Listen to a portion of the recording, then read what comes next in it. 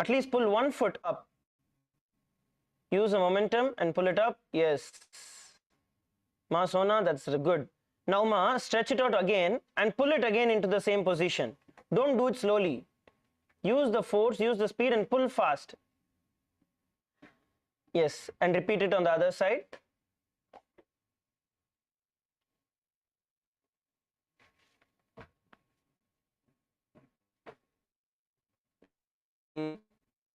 Doings.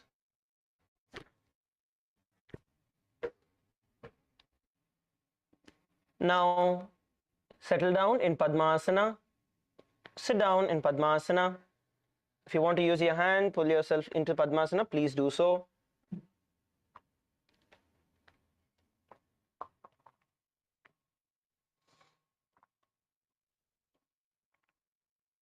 As we are in Padmasana, visualize yourself as Paramashiva in your inner space. And we're going to be now performing the Shitali kumbhaka. In Shitali kumbhaka, you're going to press your tongue against your teeth and inhale the air through the gap of your teeth. Then slowly release the air through your nose. Let's all perform the Shitali. Inhale through the gap of your teeth, pressing your tongue towards your teeth. And exhale through your nose. When we perform 3 bandhas, we go in Mahamudra bandha. So once in engaging your core, and inhale, you're going to bringing your chin to the chest. Inhale fully through your slow inhale, releasing the bandha, and now pull your stomach in and up into the Uddiyana bandha. Once you exhale, pull your stomach in and up into the Uddiyana bandha, and slowly relax. Once again, we're going to repeat this by inhaling through the gap in our teeth and hold, locking the breath inside you in the Jalandhara bandha.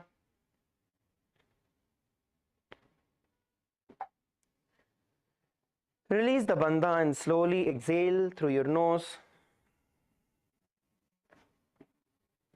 Once exhale, pull it up into the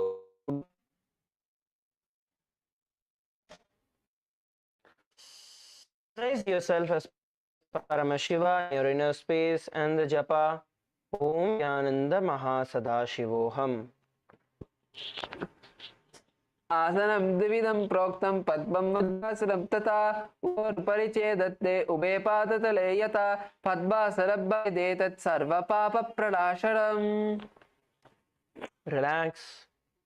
Bring your breath to a normal state, inhaling and exhaling in a relaxed way. We're going to transition into Padmasana 2. As you continue to be seated in Padmasana, you're going to hold on to the opposite foot, opposite toes with your middle and index finger in the Prana Mudra. Cross your arms and hold on to the big toes.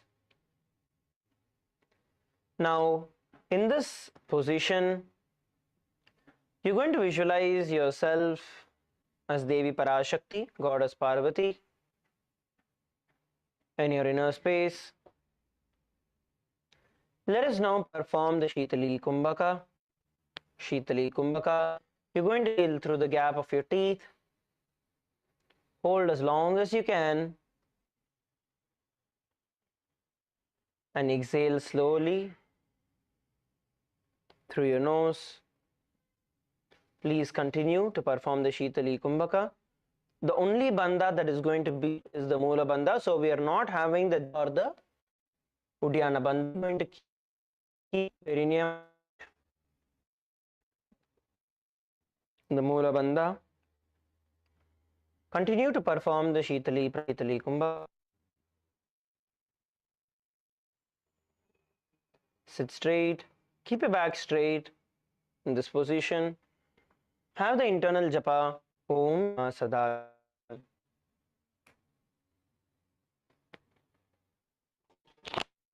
उत्थान कृत्वा ऊरु संस्थौ प्रयत्नतः ऊरु मध्ये तथा तानोपानी कृत्वा तु तादृशौ नासाग्रे विन्यसे दृष्टं दन्तमूलं तु जिह्वे उत्तल्य चिबुकं वक्षे उपवनं शनैः यथा स्कृत्य समाकृष्य पूरयेतु दरं शनैः यथा शक्त्यैव पश्चात् रेचयेत विरोधतः इदं पद्मासनं प्रोक्तं सर्वव्याधि विनाशनं दुर्लभं येन केनापि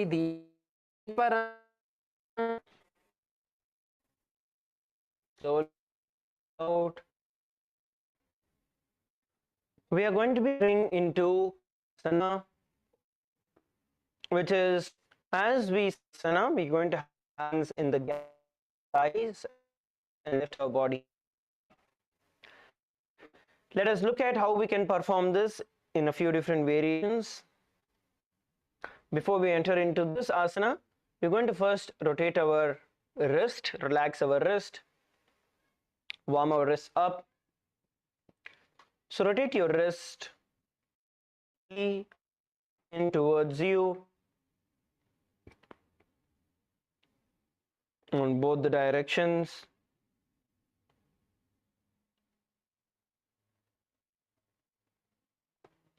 Stretch your fingers out.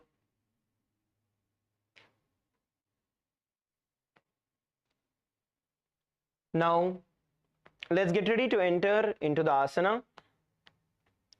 So first, the easier way of doing it, one of the ways of doing it is you enter into Padmasana. Please enter into Padmasana. Once you are in this position, you're going to insert one hand in between the gap of your thigh and your calf, and then insert the other hand in the gap of the opposite.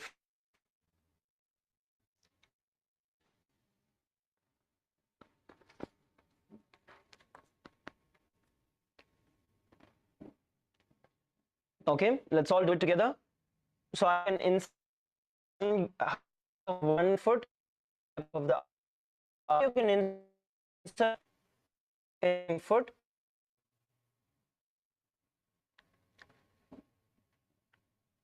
This is for those of you who want to try a few different alternatives. Alternatively, another thing that you can do is place your hands by the side of your hips and then lift. Now, while lifting, what we are going to be doing is first getting your butt up onto your knees, lifting your butt off the ground onto your knees, and then slowly lifting your knees up towards the sky. Slowly lifting your knees up towards the sky. Okay, settle down. Let's all do the Kutasa in any of the variations that we want. Either the full Kukutasana, placing your hands in the gap between your thighs and your calves, insert your hands. Now slowly lift your body up into the air. Those of you who are not able to lift it up into the air, move your, shift your weight towards your body, so you lift the back of your butt is off the ground. Hold this position. While doing so, you're going to visualize yourself as a rooster in your inner space, and the internal japa Mahasada पद्मासनं संस्थाप्य नानोर्वोरन्तरे करौ निवेश्य भूमौ वासिष्ठेत् व्योमस्तकुक्कुटासनः. Relax. Come down onto the ground. Relax. Come down onto the ground.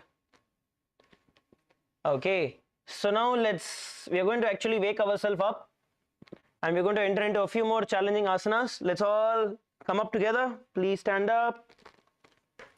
Please stand up. We're going to shake our hands, legs. Just shake it out for a few moments.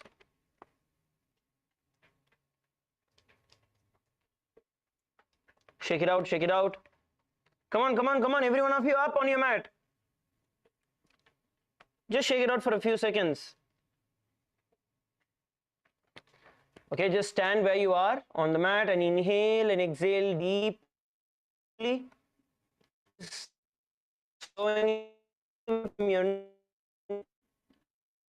lungs and out again. Slowly inhale and exhale.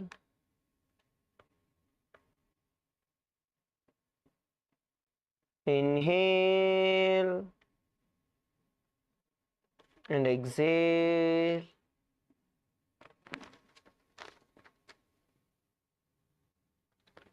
Inhale and exhale. Okay, now we are going to be practicing how to hold our breath for a long time. So going to inhale, we're going to time ourselves and see how long we are going to be able to hold the breath. Because the next asana, which is the Badaki asana, in the initial phases, if you learn how to hold your breath for a longer period of time, you'll be able to hold that position. Then after that, you can breathe in, breathe out. Now let's all do this together as you continue to stand. Inhale as much as possible and hold the breath inside your stomach. Visualize the air in your stomach. Tighten your stomach, your core, and hold. Place your hands on your stomach. Feel your stomach becoming tight, engaging your core. Feel your core muscles becoming tight as you inhale and hold. Feel yourself bringing your awareness. Do it for a few seconds. Inhale and hold. Hold yourself. You should feel yourself stable and strong as a stone.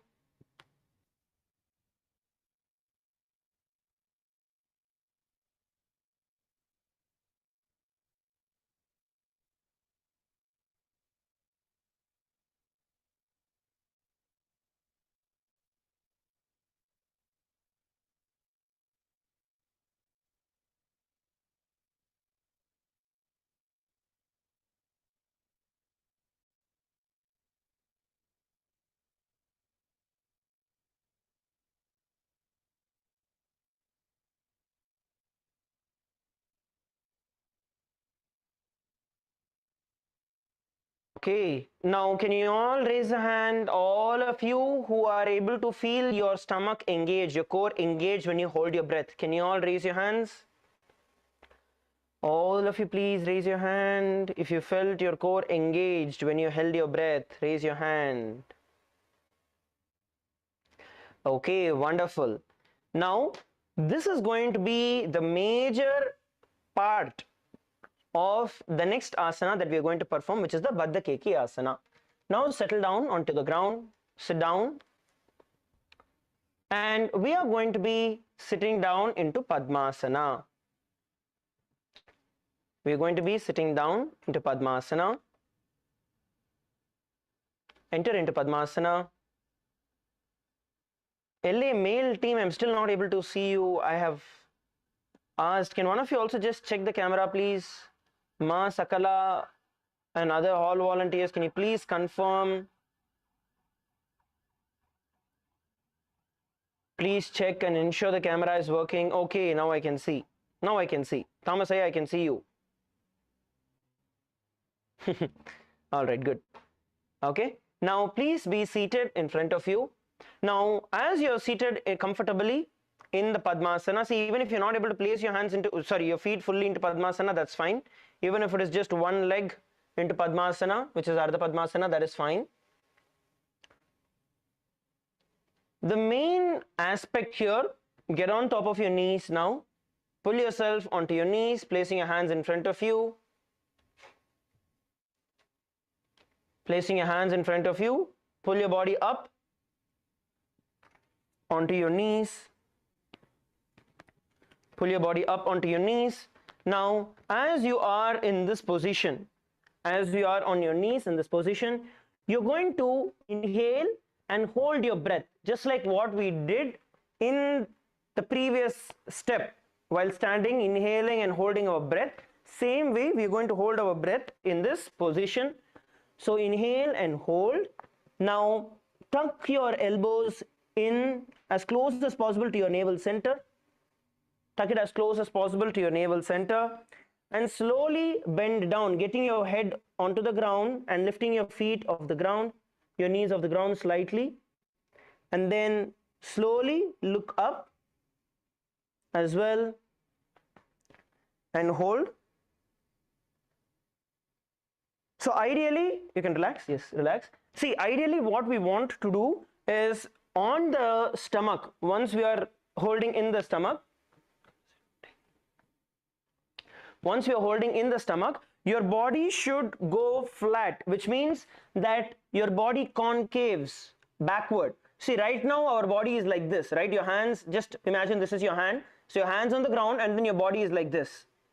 Now, what the initial few steps will be, where just imagine this is your knees, you're bending down onto your hands, your forehead is on the ground and then your butt is off. Then you lift your head off and then you hold yourself up into a concave position. So that is ideally the position that we want to enter into while performing the asana. So it becomes a very important component.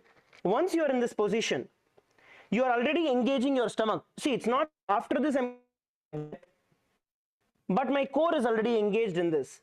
Once I am engaged, now once I'm down, hold and then lift.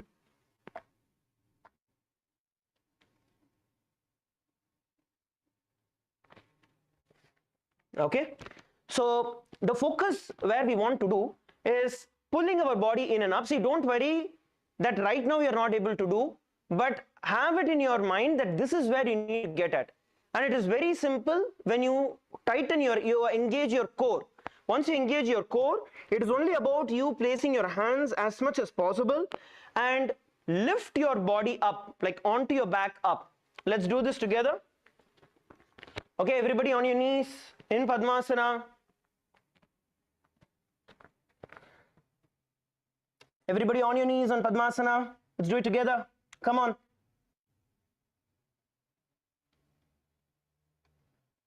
Up, up, up, up. Come on, get up. Okay. Tuck your stomach. Sorry, tuck your hands into the stomach. Tuck your hands into the stomach. And slowly bring your forehead to the ground. Lift your knees off the floor. And then once you're comfortable, lift your forehead off the ground as well. And pull yourself up. Trying to arch your back backwards. Come on, Kailasa Bolivia female team. Let's all try. That is when it will start. See, even if you're not able to do it right now, start trying the asana in whichever step you are in. Those of you who are just beginning, you can be on your knees. While you are on your knees, focus on getting your elbows to your stomach. Focus on getting your elbows to your stomach. So both your elbows join together at one point in your stomach.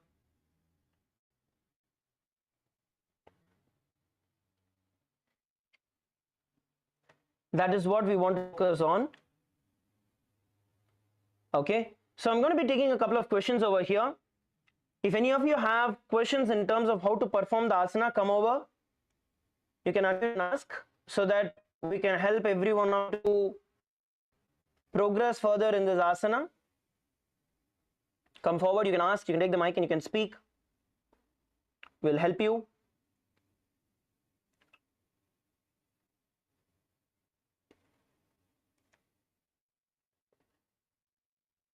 Anybody, any questions?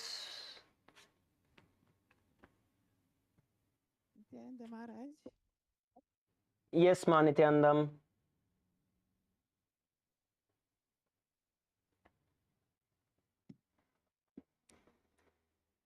Yes, please continue, Ma. Maharaj, we would like Hmm. know how to the upper back, from the just the upper, not Hmm. upper to it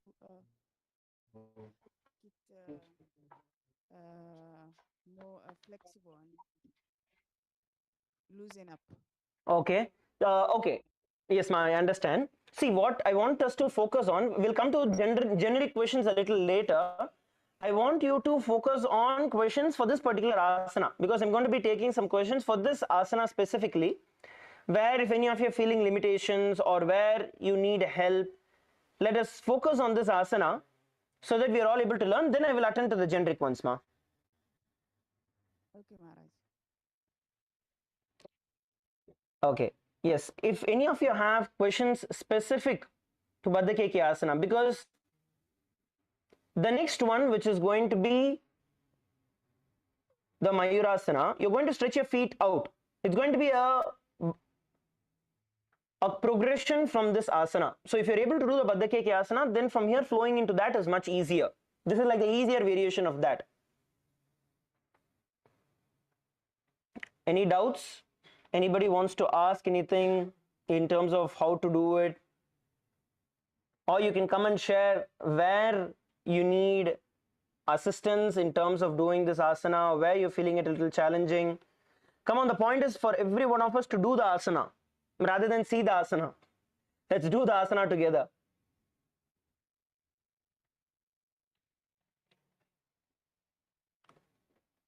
You can pick your mic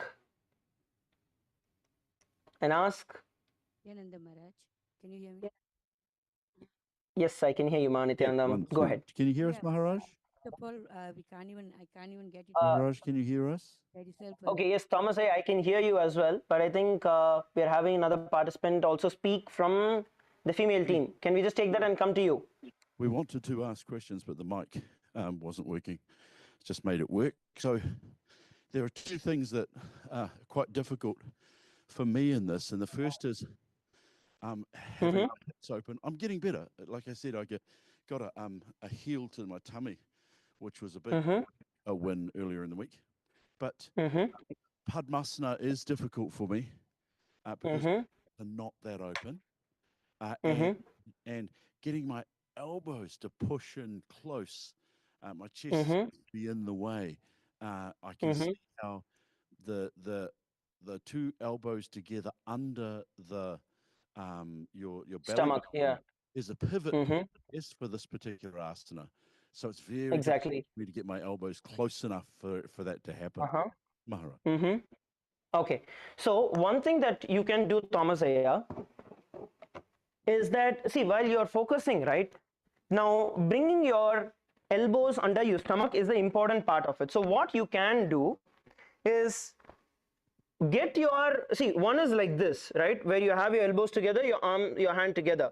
If you just split your split your palms aside wide, then you will see the point becomes more pointing, like it comes together to point at the same place. So even if you find it difficult, right, to enter into Padmasana, even if it is just one leg that you're going to put in, it is okay, don't worry about it. So once you're in this position, just open your hand out wide and pull your hand in. So when you're coming in, the pivot comes. Don't worry that it has to touch together. Just pull it in as much as you can and focus on bringing your elbows together, separating your palm. Separate your palm. If you separate your palm, your elbows will come closer. Okay, try different hand positions, either to the side or to the back, sometimes even to the front. Front, in my opinion, is a little difficult, but you can see which is more comfortable for you. The hand positions, sometimes the cross. The focus being getting your elbows together. Yes, thank you, Maharaj. That's interesting that I can do it when I'm standing up like that. So just find the position to do it while I'm leaning over them. Yes. See, one thing that you can always do. 1 minute, I'll come to you. See, one thing that you can always do is when you're on your knees, whether you are having your whole knee, or you're placing one foot down. Like for example, this foot on top is actually on the ground. It's not lifted off and it's on the ground. This is also okay. Just focus on getting your elbows in towards your stomach and hold. Once you're able to hold in that position, it is only a matter of shifting your weight of the body forward so that your knees lift off the ground. And once that lifts, then you lift your head off the ground as well. It's just a progression that you will get as you practice more.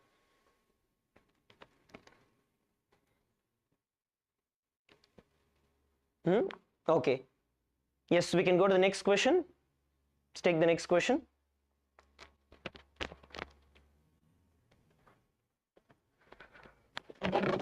Esma Kailasa LA, female team, please go ahead. Somebody was asking a question.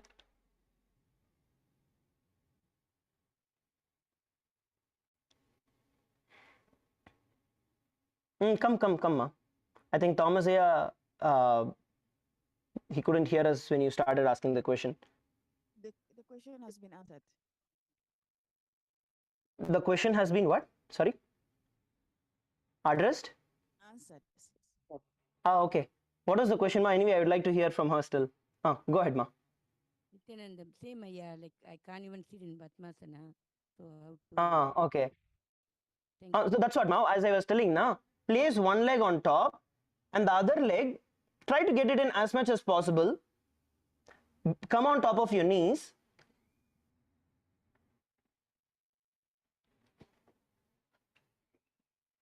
Okay. Now, while you are in this position, while you are in the Padmasana position, right? Even if you only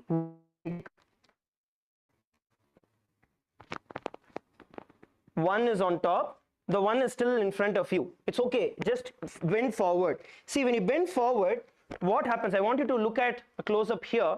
You have your one foot in, one foot in front of you, right? Now, slowly, when you walk yourself up, okay, when you walk yourself up, you will see that if you just bring your awareness onto the feet in front of you, you can stretch it, like just keep it, it will automatically turn inward. It will automatically turn inward. So this will automatically become like this when you enter into Padmasana. So that in itself is a variation of Padmasana. Sure. Let's do this together.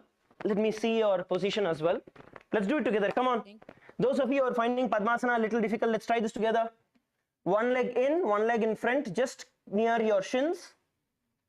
Come on, everybody. Into the position. One leg onto your thigh. One leg forward, just near your calves.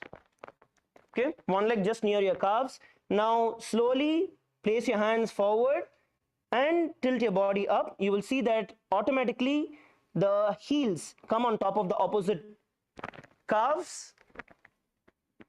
Heels come on top of the opposite calves. Your toes are continuing to be on the ground. This is like a first progression, first step towards entering into Padmasana. Those of you who are finding Padmasana a little difficult, you can do this. Ma, can you come in front of the camera and do ma? You're at the back. Can you come in front of the camera and do ma so I can see? And I can help? Yes, please.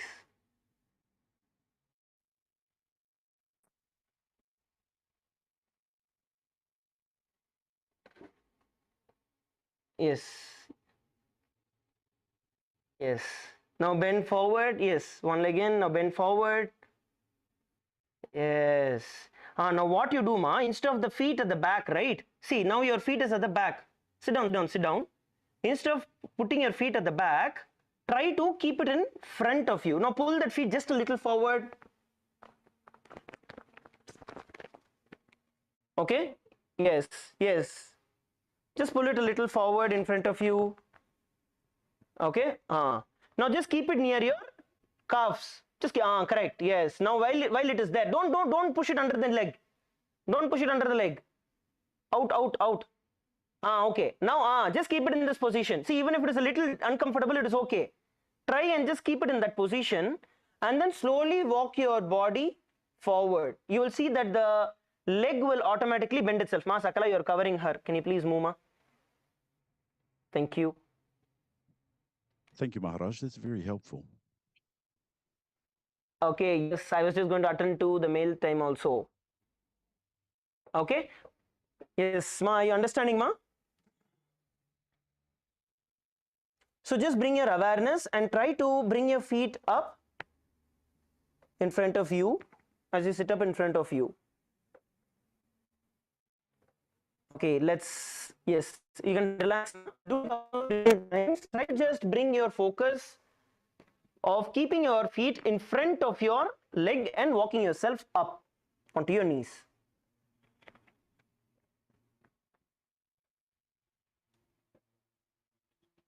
Okay, good.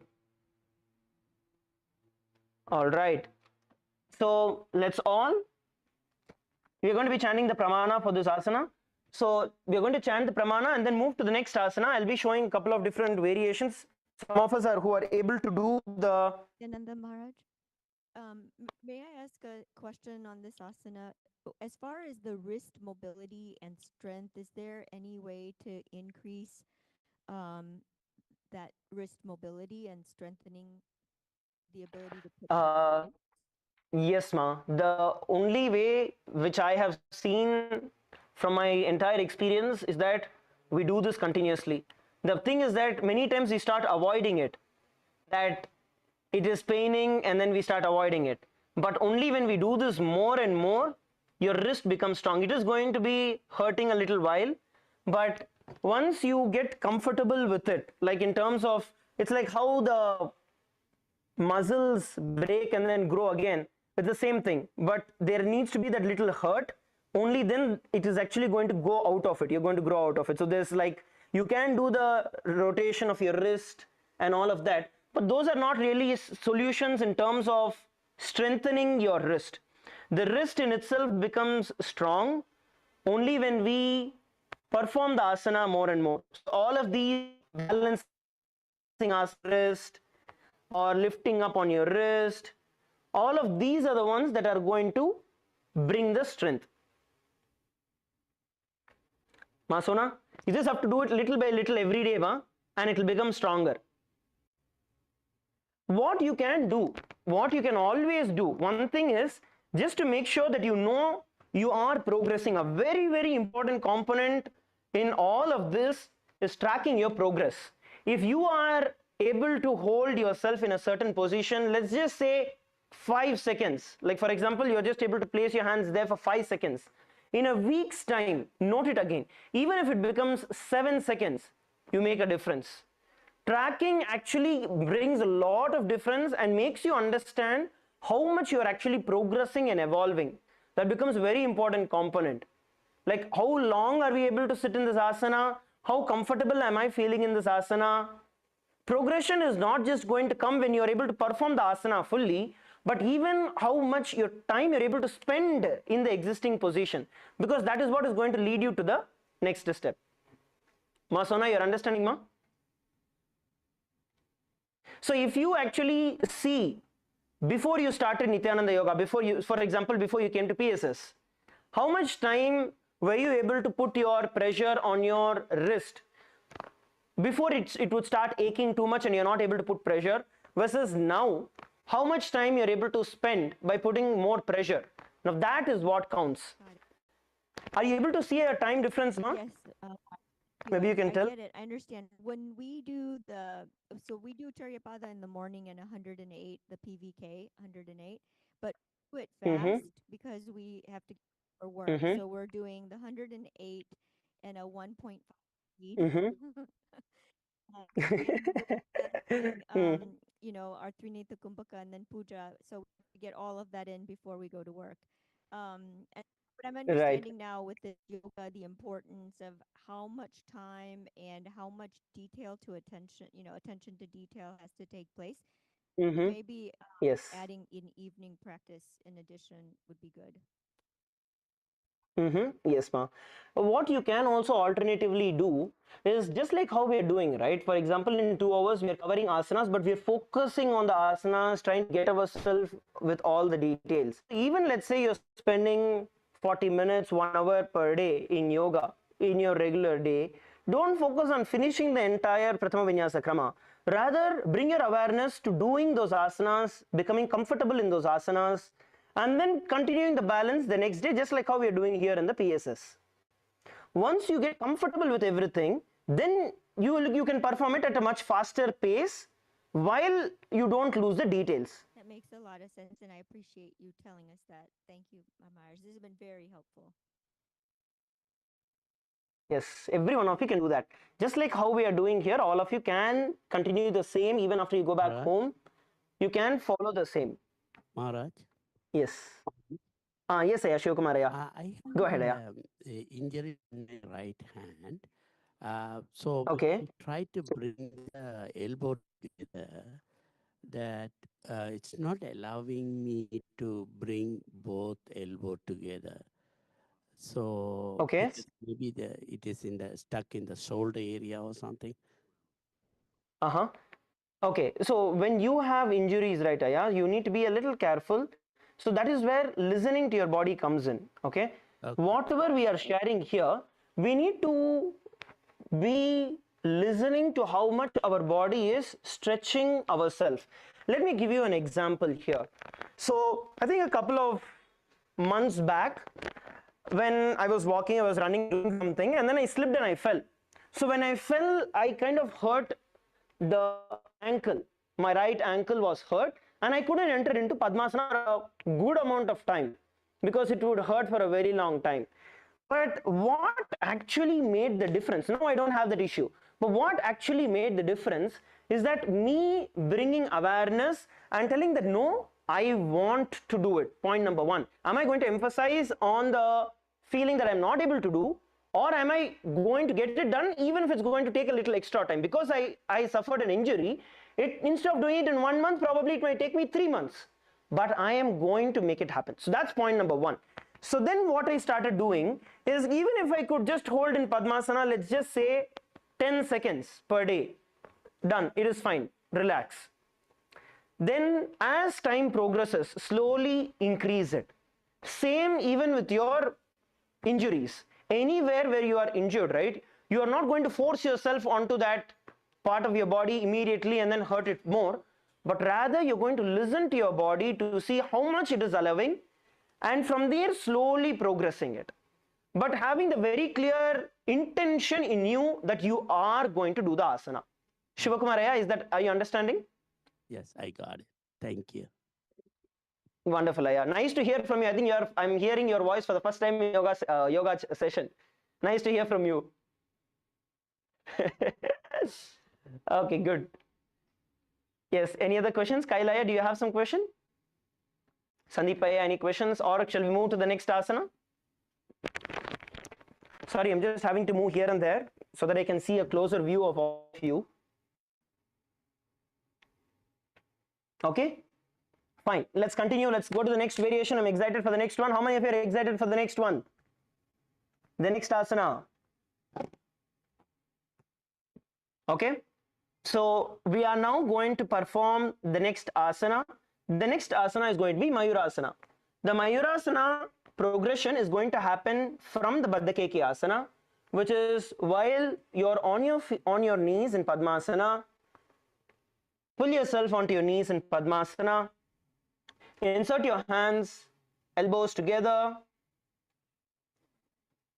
onto your stomach, and lift your body, your feet off the ground. Visualize Swamiji in your inner space, and the internal japa Om Nithyananda Mahasadashivoham. Mayuram Padmakam Kuryat Badake Kiti Katyate. Okay, relax. Let's now get ready for the next. The next one, we can do it in two variations. So one, while we are on our knees, okay, you can be on your knees. You're on your knees. Once again, you are bending your elbows together, placing them on your stomach, and then slowly lift your knees up. We're going to lift our knees off the floor first. I'll show the demo together. Your knees off the ground, your elbows first, yes. And then your knees off, you see the knees are off.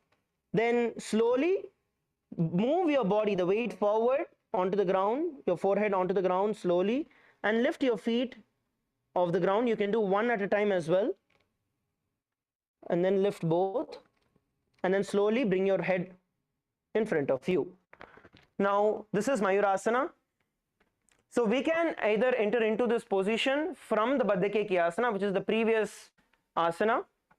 While you're in this Padmasana, stretch your feet out and hold, or from lying position while we are on knees. Let's do it together. All of you on your knees, let's do the knee variation, which is a little more easier. All of you on your knees.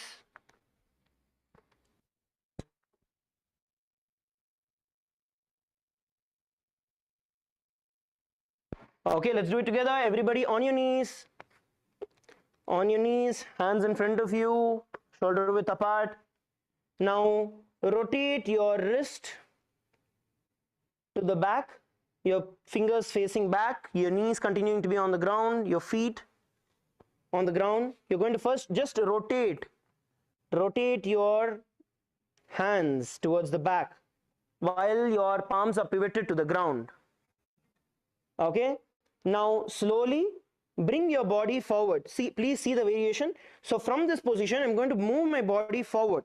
So when I move the body forward, automatically when I bring my elbows together, my body comes in.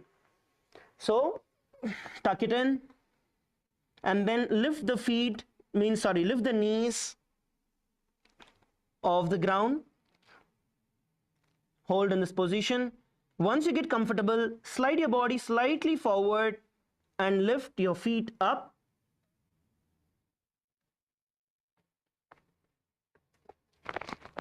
Lift your feet up. We can lift it one at a time, or we can lift it two. We can lift both the feet together. Let's do the first variation of it, where we're going to stretch our feet out. All of you on your knees, everyone on your knees, hands in front of you, hands in front of you, hands in front of you, shoulder width apart. Now slowly rotate your hands inward, rotate your hands inward, and slightly bend forward, move your body forward, and put your elbows into your stomach, and lift your knees off the ground, and hold this position. Let's all hold this position. Come on, lift, hold this position. See, even if your elbows are not going all the way in, right, they're not touching each other, even if it's placed at the side of your stomach, even if it is not touching but placing just at the side of your stomach, it's okay. It's okay to get started with. Your focus is going to be lifting your knees off the ground and hold for a few seconds. Holding for a few seconds. If you feel your wrist, you're getting a little overstrained on your wrist, relax it and the other way on the ground and press it down to the ground. Press your wrist on the opposite direction and then rotate your wrist.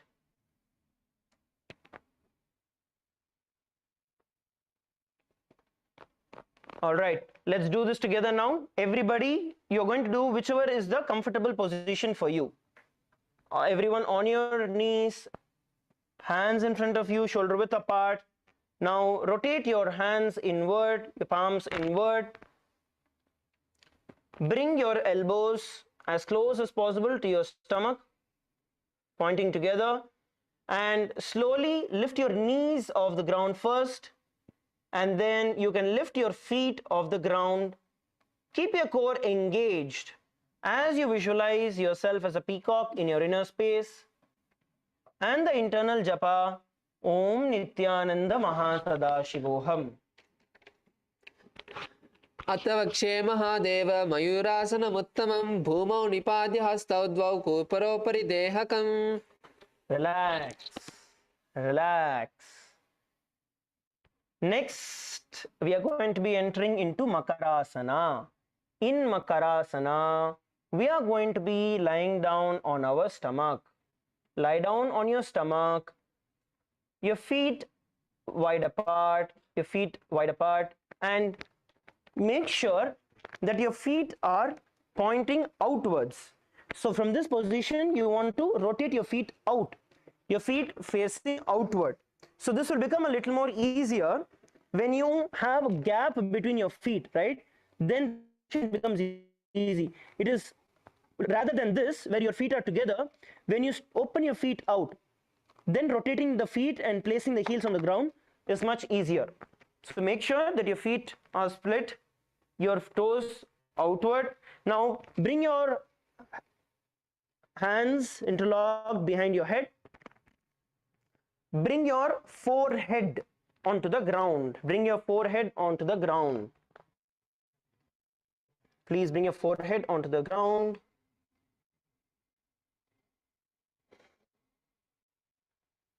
Now we are going to be performing the Sahaja Kumbhaka, which is just inhaling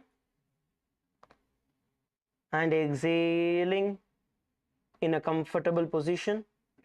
Inhale, just hold the breath comfortably for a few seconds, and exhale. Inhale, hold the breath comfortably, and exhale. Ma Parameshwari, forehead on the ground. Yes, hands interlocked behind your neck. Hands interlocked behind your neck. Some of you are having your hands on the head. Move it to the neck.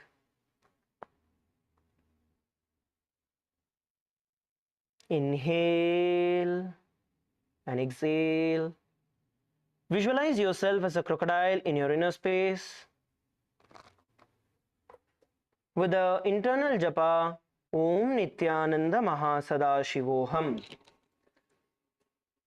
अध्याससेते हृदयं निधाय भूमौ च पादौ च प्रसार्यमाणो शिरश्चृत्वा करदण्डयुग्मे देहाग्निकारं मकरासनं तत्. Now from this asana we are going to be entering into Shalabhasana. In Shalabhasana, as you are in this position, you're going to place your hands beside your chest. Hands beside your chest.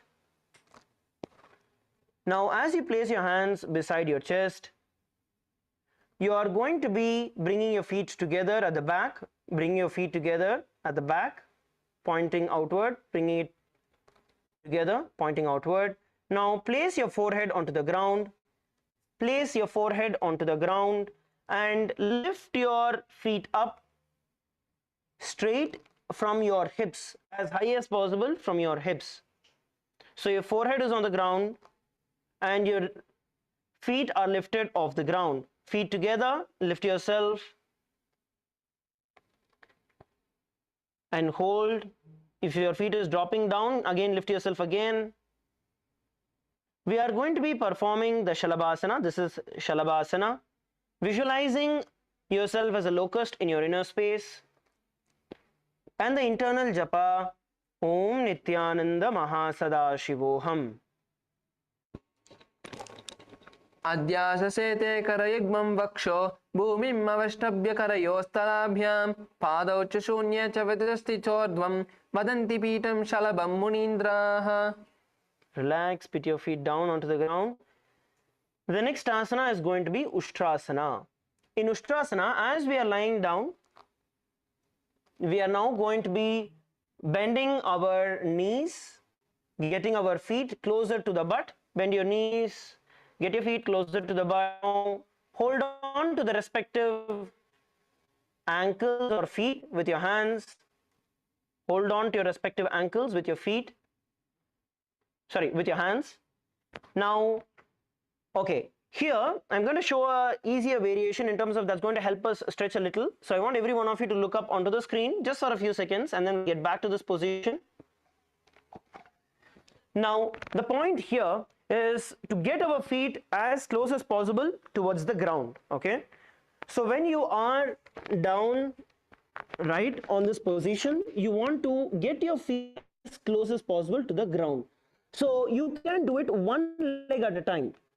So rather than, for many of us, two will get stuck here. So one down. So you tilt your body weight to the other side, hold and pull your feet down as much as possible. You're going to pull your feet, your hands near your toes. So when you come down, you're going to press it through your toes. Your focus is to get it all the way down. Then you're going to repeat it on the other side. Okay, you're going to repeat it on the other side. Then you, okay, let's do this together. Come on, the focus is to get the feet all down. Every stomach. Hold your hand, hold your hand, and pull it as much as you can. Each of us need to do this by ourselves. Only you will know how much of pressure can up, down, close, down. Yes, Sandeep, come on, let's do it together.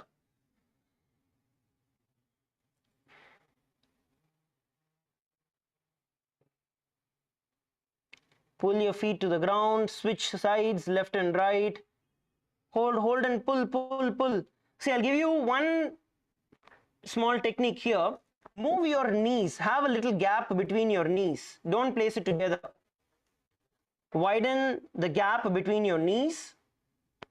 Widen the gap between your knees. And then pull your feet down towards the ground.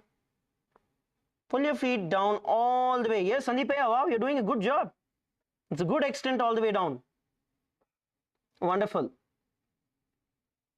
Let's all perform the Ustrasana. Come on, pull down and hold with both the hands. Hold on to your feet with both your hands and pull down. And hold as much as you can. Pull and hold. You're going to visualize yourself as a camel in your inner space. And the internal japa, Om Nithyananda Mahasadaशिवोहम. अध्याससेते पदयुग्मं वष्टं पृष्ठे निदाप्य धृतं कराभ्याम् आकुञ्चयेत् सम्यक् गुदरास्य गादम् उष्ट्रं च पीठं योगिनो वदन्ति. Relax.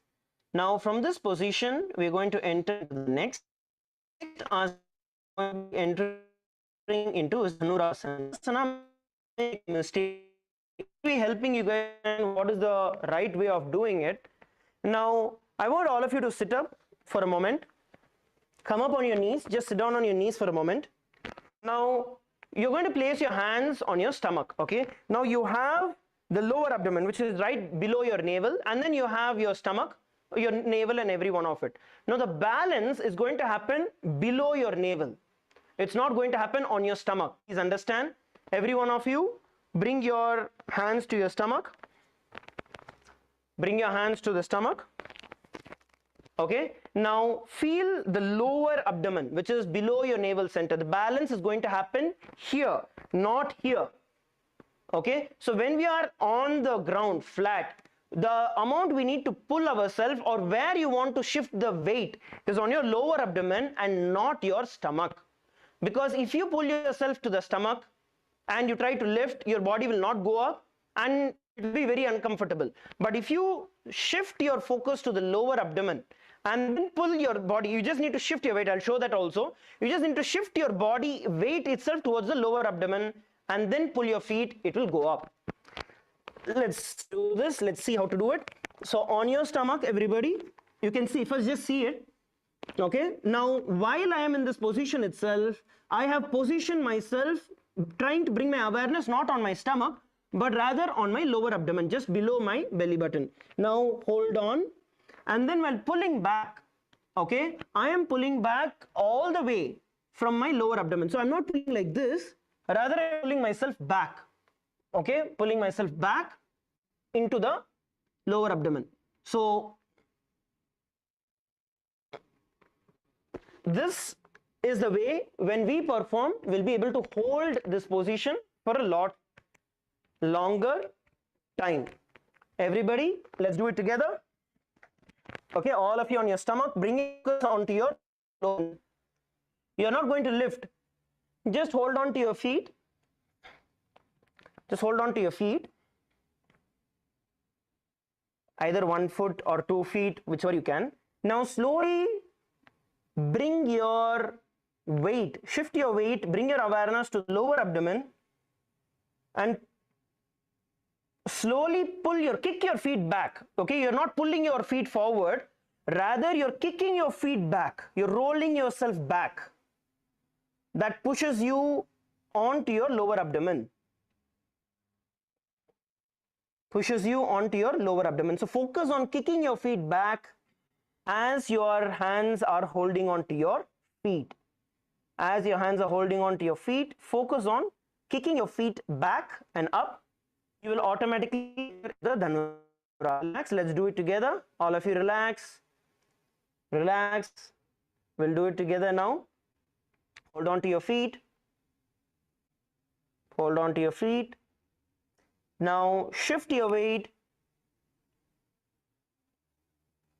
Bring your awareness onto your lower abdomen. Now kick your feet back. Roll your body back towards your lower abdomen. Visualize yourself as Lord Shiva's bow in your inner space. And the internal japa, Om Nithyananda Mahasadaशिवोहम. प्रसार्य पादौ विदण्डरूपौ करौ च पृष्ठे तदपायुग्मं धृतस्तुल्यवितस्थिताङ्गं निगद्य योगी धनुरासनं तत्. Slowly relax. Now come back onto your knees in Bhagasana. Sit down on your knees. While you're on your knees, before we sit up, we're going to slowly bend forward. Bend forward, hands stretched out in front of you. Okay, hands stretched out in front of you. We're going to do the counterclockwise pose to relax and stretch out our back. All of you get on top of your knees and body, bend forward. Stretch your hands out. You can have your partners support you here, pressing your back down gently onto the ground so that you get the opposite stretch.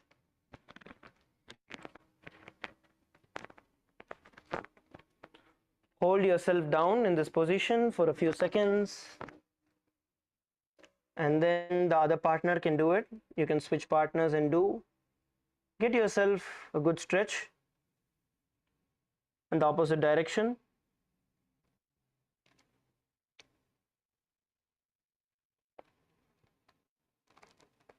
In these, there are different variations that you can try where, for example, you can lift your hip off the floor of your butt. Lift the hip off and stretch your hand to you, nice and wide.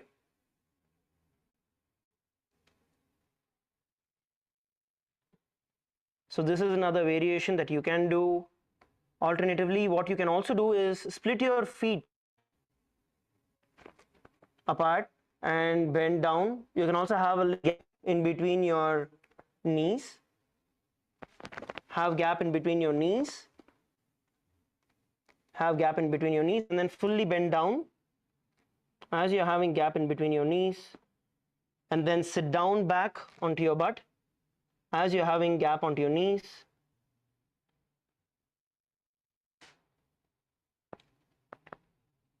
Okay, now slowly bring your forehead as close as possible to your knees. So you're going to round your back, bringing your forehead as close as possible to your knees. Round your back.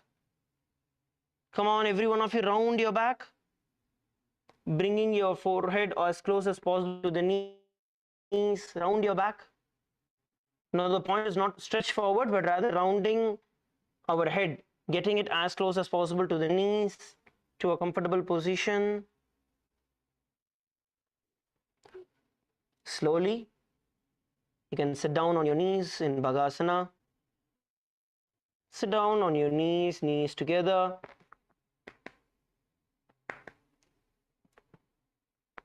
Place your hands, place your palms on your knees.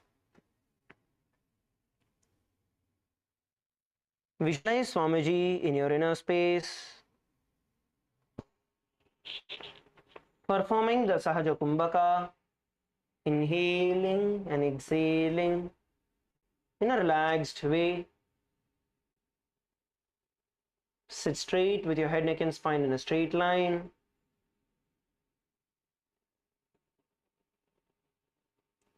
The internal japa, Om Nithyananda Paramashivoham. उल्टा मोड़ी पावदो वैसे बहरो जगति करे एक वैसे पावन महिला गुलपज जोऊ खुला पासितीला vaso.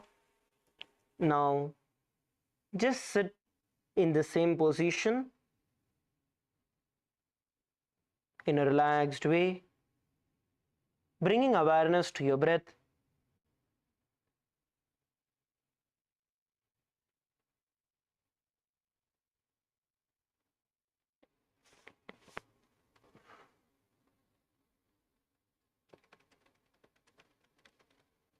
Inhale and exhale.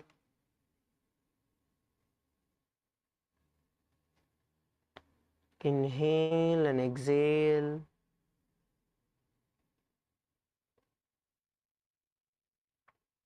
Inhale and exhale.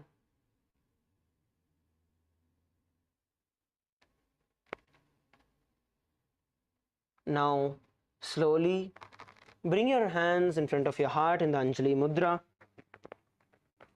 joining your palms together.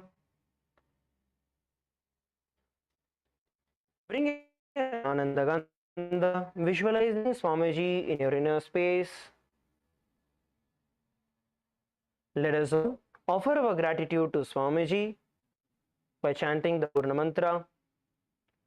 Om Purnamadav Purnamidam Purnat Purnamudachyate Purnasya Purnamadaya Purnamevavashishyate. Om Shanti Shanti Shanti. Harihi Om Tat Sat. Sarvam Bhagavad Shri Nithyananda Paramashiva Padukarpanamastu. Om Nithyanandam. Thank you everybody for joining in. I see a couple of us who came a little late. Let's make sure that we have next few more days, but let's make sure that we are sticking in together and doing this together. Okay, so let's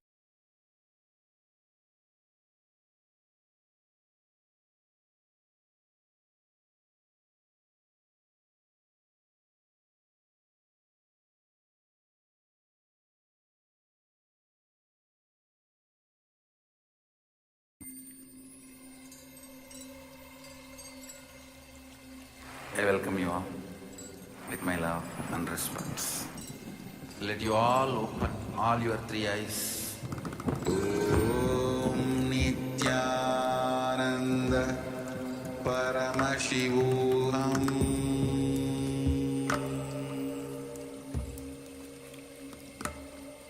Om Nithyananda Paramashivoham.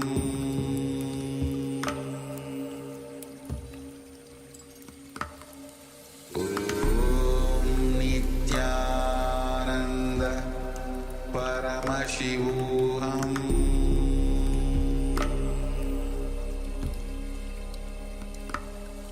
Om Nithyananda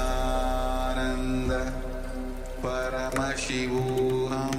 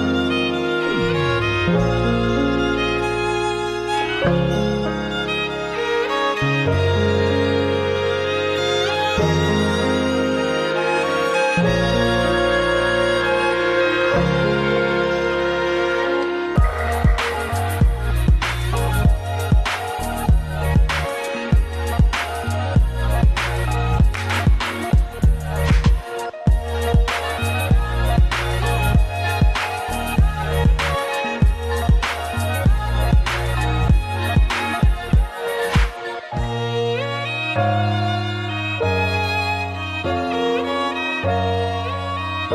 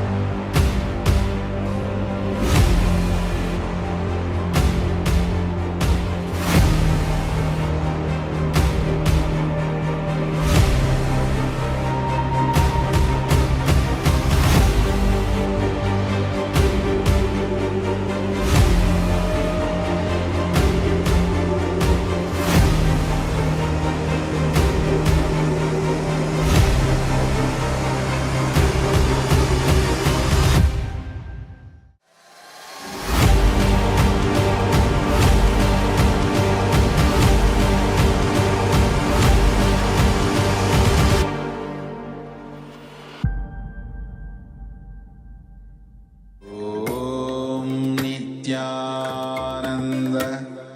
परमशिवोऽहम् ॐ नित्यानन्द परमशिवोऽहम् ॐ नित्यानन्द परमशिवोऽहम् Om Nityanand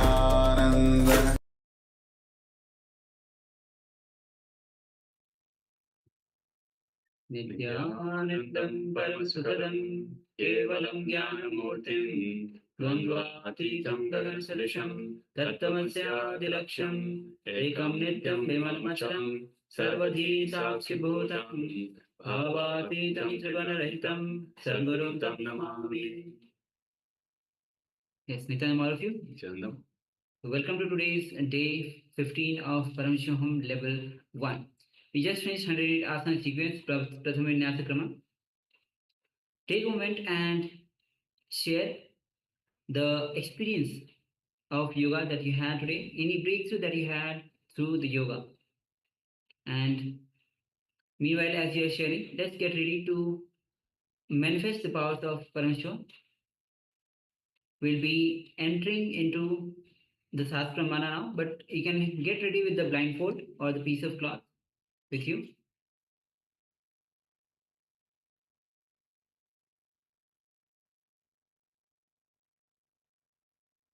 So the SUPREME for manifesting the powers of third eye goes as कपालान्तर्मनो यस्य तिष्ठन्मीलितलोचनः क्रमेण मनसो धार्यात् लक्ष्ये लक्ष्यमुत्तमम्. The translation of this verse goes as, by fixing the mind on the inner space within the crown center and sitting stably without any movement, having the eyes closed in succession, but that stability of the mind and the inner space through the power of third eye, one directly sees the ultimate goal, Laksham, by having the vision beyond the sight that reveals any object or place, attaining the space of oneness with the source, Paramashiva.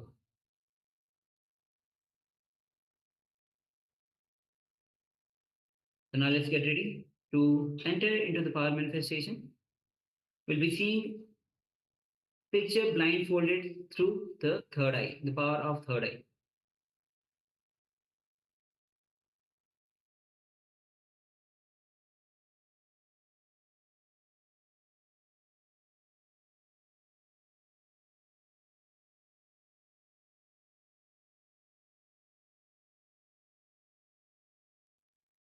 All right, so let us sit comfortably with the head, neck, and spine in a straight line. And let us just unclutch. Let's take a moment and just unclutch from any thoughts, any emotions, any negative feelings, negative thoughts, any thoughts of impossibility. Let us just unclutch from everything the mind throws at you. anything that gets in the way to being in restful awareness. Again and again, let us remember every time your mind throws a thought at you, let us just unclutch, just become a witness, and don't get involved in it, don't get entangled in it, just be a witness and unclutch.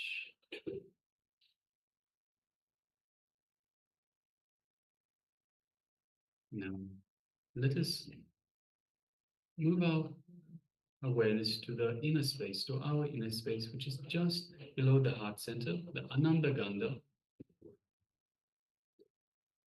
And let us remember Swamiji in our Ananda Gandha. So just the mere remembrance of the Master invokes him in our inner space. Now let's just take a moment and feel Swamiji in our inner space. Feel his love, his compassion, and his infinite wisdom, his infinite grace in our inner space.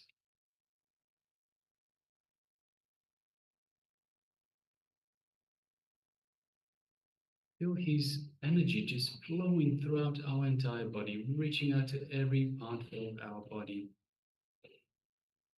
Every cell feeling rejuvenated, energized by this superconscious energy that Swamiji is radiating.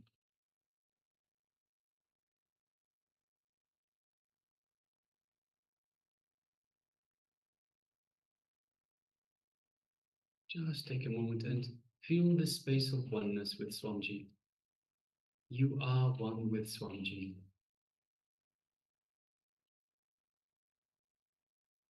Whether you know it or not, recognize it or not, want it or not, we are all one.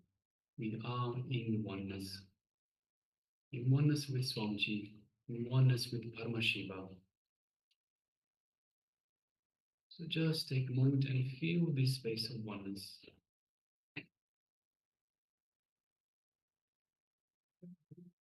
Now let us gently move our gaze to the third eye, just gently, just like you would be looking at a flower. So look through your third eye into Swamiji's third eye. And as you do so, create a connection to Swamiji's third eye. And as you do so, feel this energy in your third eye, in your Ajna chakra, just between the eyebrows.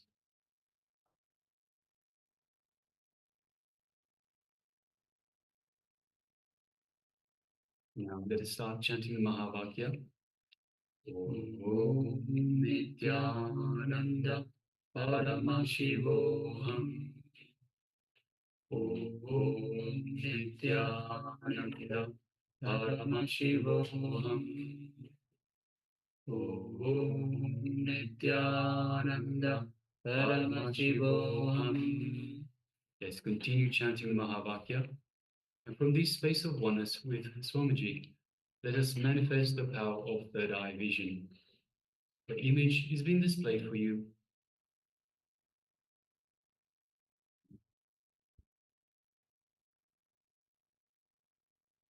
The image is being displayed for you now. Let us begin. Nithyananda Paramashivoham.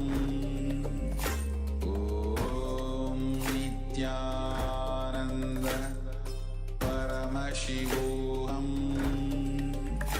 Om Nithyananda Paramashivoham. Om Nithyananda Paramashivoham.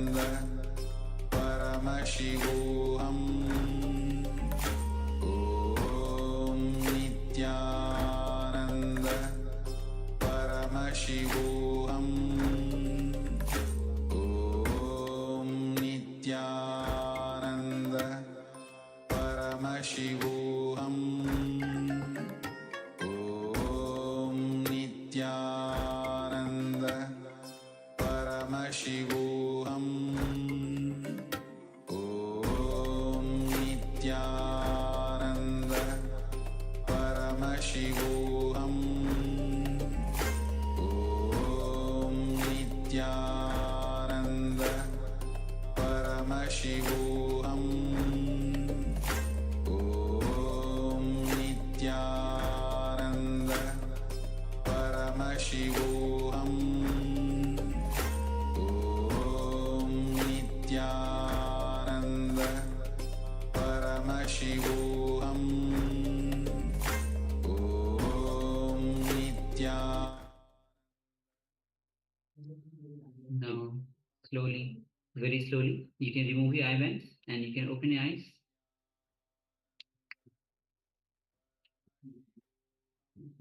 And form this space of oneness. Let's take a moment and share what was revealed to you through your third eye. What Swamiji revealed to you? Please go ahead.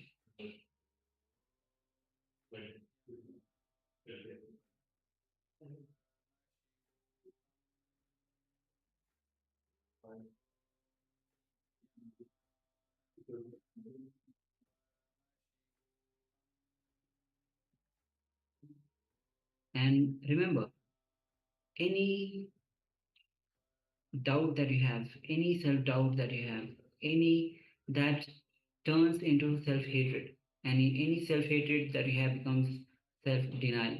Ultimately, you lose confidence over life, you give up on yourself, you give up on life itself, and you give up on others. The moment you start manifesting the powers again and again, you grow oneness in you. And the moment you grow oneness, your self-doubt reduces, you drastically reduce it, and finally you enter in the space of that pure, unclear space.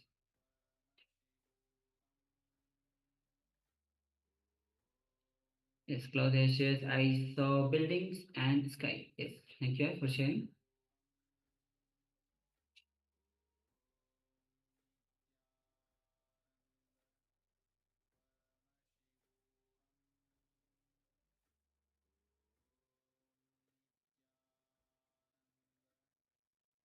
Yes, just waiting for a couple of moments as we receive sharings from others as well.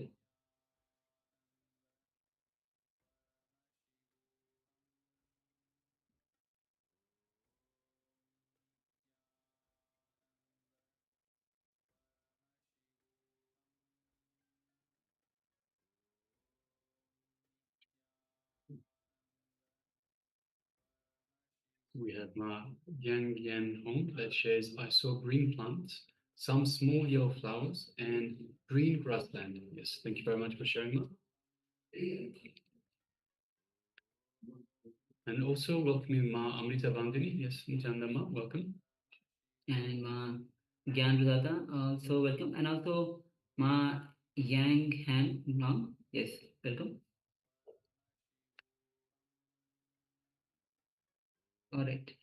So let's move to the verification. We'll be projecting you the image that we had shown before. Yes. So this is the image. You see a lot of flowers here and sun shining bright, kind of yellowish rays. The cloud itself, the sky itself is yellowish. And it's filled with flowers with pinkish color, pink, even yellow. And yes. Yes, so we have sharing Klaus Aya says, I saw buildings and sky. We definitely have the sky. No buildings though, but we do have the sky. Yes, so thank you, Ayat, and congratulations for manifesting. And Ma Yang Han Yong Hong says, I saw green plants, some small yellow flowers, green grassland.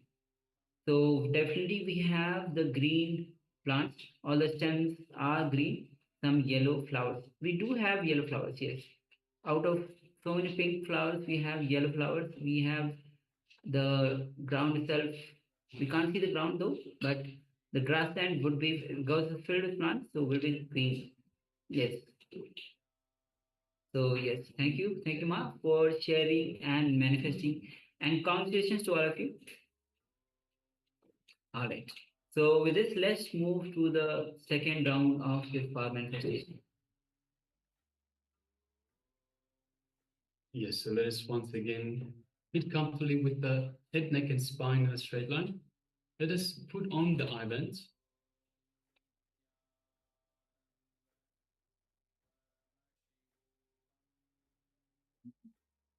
And let us just unclutch from anything the mind is throwing at us. Any issues, any worries.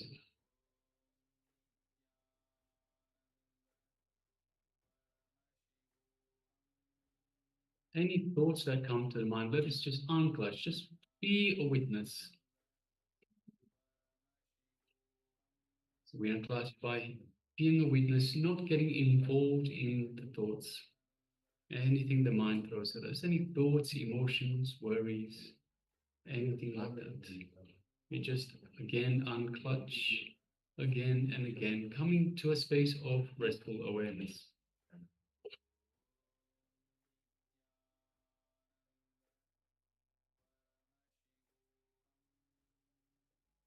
Now let us move our attention to our inner space and let us invoke Swamiji in the inner space, in the Ananda Gandha region. Ananda Gandha. It is just below the heart center. So the heart center is located in the center of your chest. Just below that is the Ananda Gandha. It is the inner space, our inner space. So let us just remember Swamiji in our inner space. And once again, let us feel his love, compassion, infinite grace, infinite wisdom in our inner space. Let's feel his energy flowing throughout our entire body. Just consciously push that energy to every corner of your being.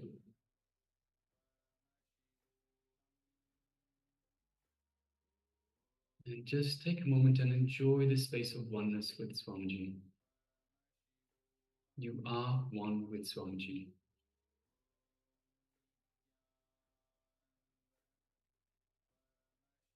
Now let us move our gaze to the third eye, and through our third eye, let us look into Swamiji's third eye, creating a connection.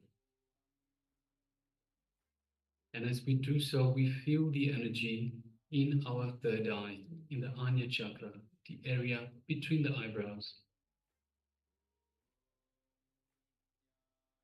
Now let us start chanting Mahavakya.